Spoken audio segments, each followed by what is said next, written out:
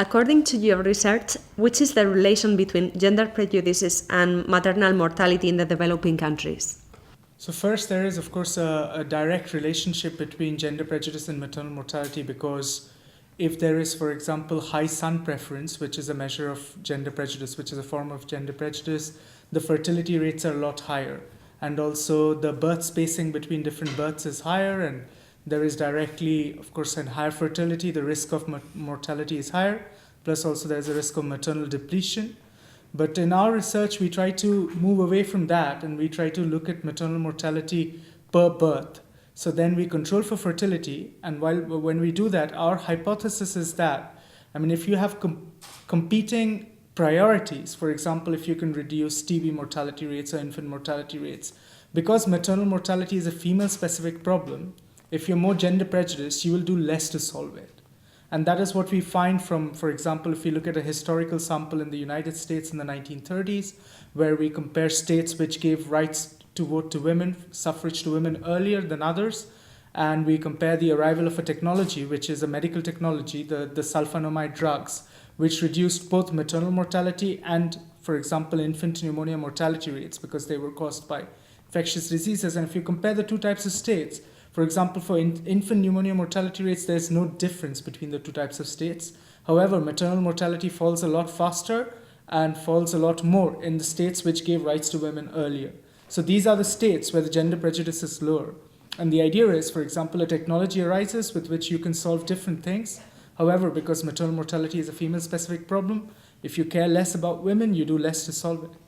So that's essentially the idea. And if we look at present-day developing countries, it's also true. For example, if you compare across countries controlling for GDP, controlling for income, conditional income, regardless of what measure of gender prejudice you use, maternal mortality rates are a lot higher in countries which have higher gender prejudice. So it's not just a question of income, and there is a direct relationship over and above the relationship which I mentioned earlier, where son preference can directly lead to higher maternal mortality rates. What can be done to reduce the difference between men and women in terms of life expectancy? So I think the question is not so much about the difference between life expectancy of men and women, because if you look around you in Europe or Western Europe or in America, women actually live a lot longer than men, say by 5-6 years. 6 years is the life expectancy advantage that women have compared to men. But if you look at developing countries, if you went back even say in 1970, female life expectancy is, for example, in India, was lower than male life expectancy, which is not natural. And if you compare that to Africa, which is no richer than India, females still had a life expectancy advantage over men. So the question is that why, for example, in Western Europe, the females enjoy a life expectancy advantage, whereas in places like India or Africa, the life expectancy advantage is a lot lower. So then you can compare between developing countries and see that countries which have higher gender prejudice, the life expectancy advantage of women is a lot lower. So for example, maternal mortality is a big killer of women in reproductive ages in many of these countries. And there is excess mortality in the entire age spectrum across and in the entire disease spectrum. This is not from my research, but this is what current research has shown. And in my research, I established that maternal mortality, which is a big killer of women in reproductive ages, for example, in countries like India, etc., their life expectancy advantage of women is directly affected by higher mortality of women.